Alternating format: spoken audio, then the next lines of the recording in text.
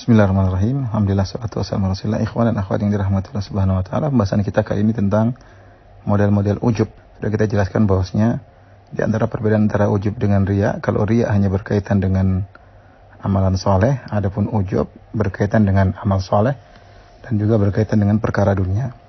Di antara model ujub yang pertama adalah ujub dengan nasab, dan ini disampaikan oleh Al-Ghazali dalam kitabnya Ihya Ulumuddin.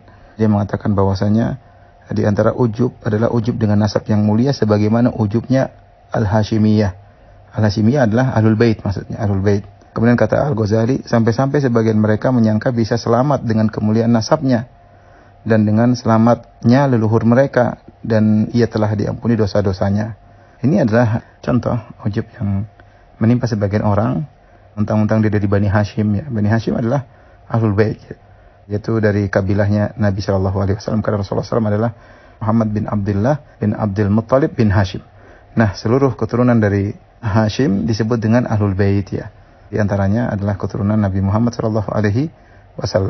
Maka sebagian mereka, ya, tentu tidak semua, banyak di antara mereka orang-orang yang soleh, tapi sebagian mereka merasa bahwasanya mereka pasti masuk surga. Kenapa? Karena mereka memiliki bahan dasar yang mulia, ya. Sampai ada sebagian mereka saya dengar mengatakan, saya ketemu dengan sebagian mereka langsung, mereka yang sunnah, mereka berkata, Ustadz, kita dulu ketika saya belum kenal sunnah, Ustadz, keluarga kita meyakini kita pasti masuk surga. Ya, dan ini saya dengar langsung dari sebagian mereka, ya, mengatakan kita pasti masuk surga, ya. Ini tentunya diantaranya adalah karena ujub dengan nasab. Ini tentunya tidak benar. Tidak ada yang menjamin bahwasanya kalau Ahlul Bait pasti masuk surga, nggak ada. Sebagian mereka menganalogikan dengan berkata, namanya emas, kalau bahan dasarnya emas, meskipun dilemparkan di comberan, meskipun dilemparkan di kotoran, tetap saja emas. Tetap saja emas. Ya, kalau seorang bahan dasarnya, nasabnya adalah mulia, ya, maka dia pasti akan tetap bersih. Hal ini adalah tidak benar. Oleh karenanya Nabi SAW mengingatkan kepada putrinya, Ya Fatimatu bintu Muhammadin salini mimma lima syi'ti la ugni anki minallahi syai'a. Kata Nabi, wahai Fatimah, putri Muhammad SAW, mintalah harta dariku, aku akan berikan kepada engkau, tapi aku tidak bisa menolong engkau sama sekali. Nabi juga berkata kepada pamannya, kepada tantenya seperti Sofiyah, Ya Sofiyatu ammatu Rasulillah, wahai Sofiyah, bibitnya Rasulullah dari Bani Hashim, ya, angkidhi nafsak, selamatkanlah dirimu, la ugni anki minallahi syai'a, aku tidak bisa menolong engkau sama sekali, ya. Jadi tidak ada jaminan sama sekali bahwasanya keturunan Bani Hashim pasti masuk surga. Dan kita lihat bagaimana Allah telah menjelaskan dalam kisah-kisah para anbiya, kalau ada seorang nabi yang maksum, cuma nabinya doang, bagian atas, bagian bawahnya tidak terjamin. Lihatlah bagaimana Nabi Ibrahim alaihissalam, bapaknya kafir. Lihatlah bagaimana Nabi Nuh alaihissalam, anaknya kafir. Lihatlah bagaimana Nabi Yakub alaihissalam, yang dia disebut dengan Israel, punya anak 12, cucunya banyak, Bani Israel tidak Yahudi sekarang. Ya, jadi tidak ada berarti saya keturunan Nabi Yakub pasti masuk surga. Kalau gitu Yahudi Israel semua masuk surga, ya. Tidak benar. Lihatlah Nabi Ibrahim alaihissalam punya anak namanya Ismail. Dari Ismail punya anak keturunan namanya Quraisy. Semua Quraisy keturunan Nabi Ismail. Lantas apakah kalau keturunan Nabi Ismail pasti masuk surga? Tentu tidak. Di antara Quraisy ada Abu Jahal, ada Abu Lahab, dan banyak sekali Umayyah bin Khalaf yang semua telah dijamin masuk neraka oleh Nabi SAW.